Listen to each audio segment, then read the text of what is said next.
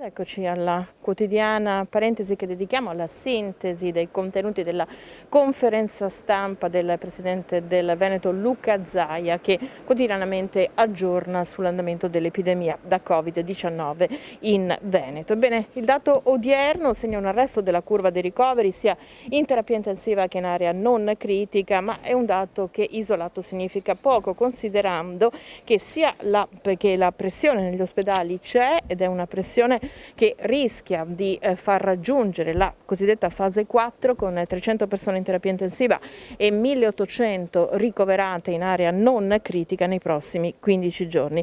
È un'epidemia sostenuta, però è controllabile dal sistema sanitario, e questo spiega come mai siamo in fascia gialla. Una fascia che però rischia di essere smarrita se non ci sono dei comportamenti personali che in qualche modo contengano i contagi. Ma sentiamo il Presidente del Veneto.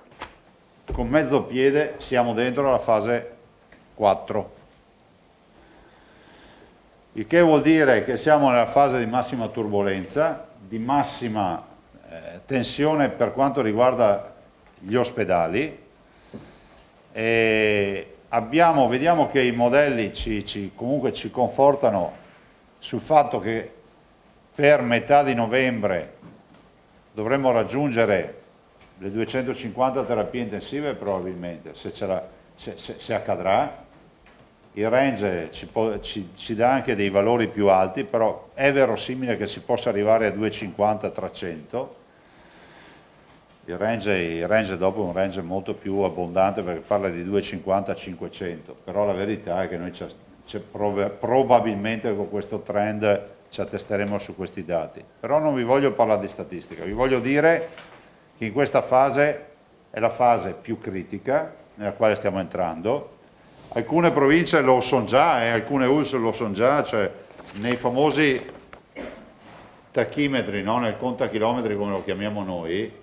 Ad esempio questa è la provincia, è la ULSS di... no, questo è regionale. Questo è regionale, vedete, siamo in fase gialla per i ricoveri, che ormai sta andando verso l'arancione, che è la quarta fase. Siamo in fase gialla non abbondante per le terapie intensive, ma è evidente, abbiamo 174 persone in terapia intensiva, non abbiamo un alto tasso di occupazione ancora.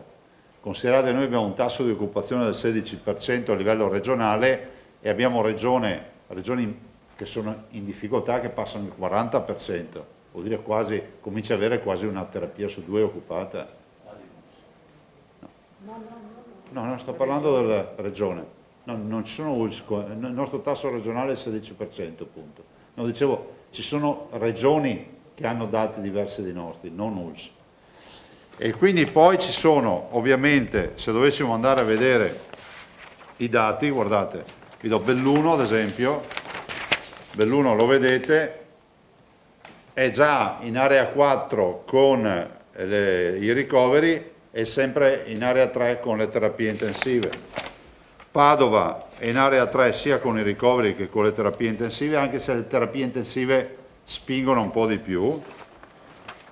Magari questo ve lo diamo oggi. Rovigo è, diciamo, una situazione addirittura nei ricoveri di fase 2/3, invece nelle terapie intensive è già in fase 3. Poi abbiamo Treviso è in fase 4 assolutamente con i ricoveri, a 225 persone ricoverate, e in fase 1/2 con le terapie intensive.